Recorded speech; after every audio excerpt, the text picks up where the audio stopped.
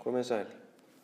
Nú förum við í enn einn algebrukaflann í 8-10 bókinni og kosturinn við þennan algebrukafla er að það er ekki mikið sem er nýtt í honum, en hins vegar er hann að stóru leyti upprifjun og efni sem þið eigið að kunna eða hefur komið fyrir áður, en sjálfsögðu eru þá dæmina kannski eitthvað þyngri eða reyna á einhverjum með öðrum hætti.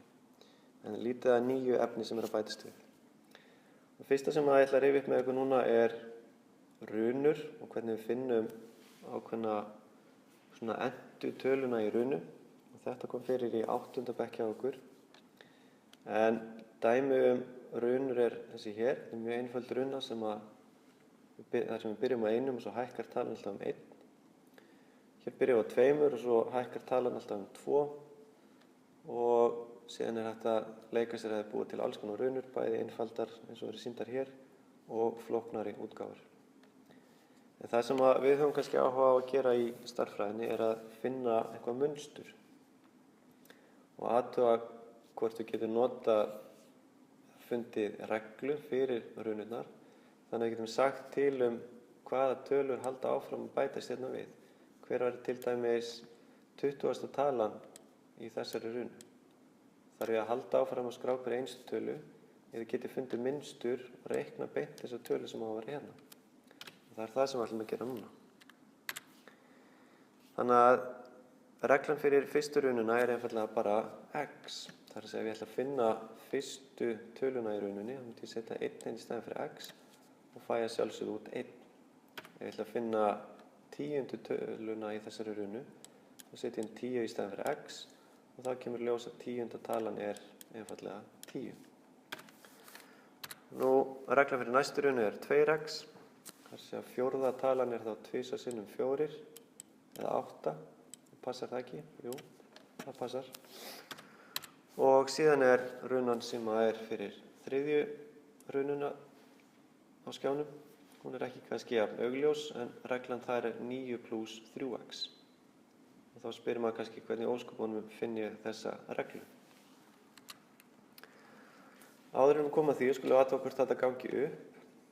Reglan segir okkur að við ætlum að finna til dæmis 7. töluna í rununni. 12 er fyrsta talan, 15 er önnur talan og svo framvegis. Ég ætla að leita að 7. tölunni og þá setja ég inn 7 í staðinn fyrir x-ið hérna.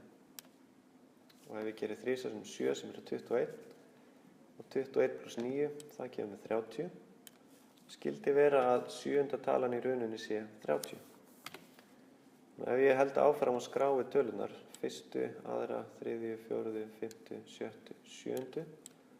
og munstrið er alltaf að bætist við 3 hérna, og þá sé ég að þetta passar. Þannig að ég raun þurfti ekki að halda áfram með þetta hérna. Ég gat nota regluna til að finna beint hver var 7. talan. Þess vegna viljum við geta sett fram einhver svona reglu og nú kemur að því hvernig gerum við það. Nú, hér er svona aðferð sem hægt er að styðjast við að við notum þetta í 8. bekk í 8-10 bók númer 1 eða í heftinum sem þið voru með í 8. bekk hjá mér. Og ef við tökum einhverja runu og notum þessa aðferð til að finna reglu fyrir rununa, og þá stendur hérna tala númer 1, hún myndi vera 13, mínus viðbótin. Og þessi viðbót sem við erum að tala hérna, það er hvað bætist alltaf mikið við í rununni. 13 og svo bætast við hérna 4, þá erum við komin upp í 17. Svo bætast við 4 aftur hér. Þannig að viðbótin er föst, hún er alltaf að bætist við 4 og það ætla ég að setja inn hérna sem viðbót. Þannig að fyrsta talan var 13 og svo kom mínus viðbótin sem er 4. Og x-ið, það er eitthvað sem við ætlum að hafa sem óþekkta stærð.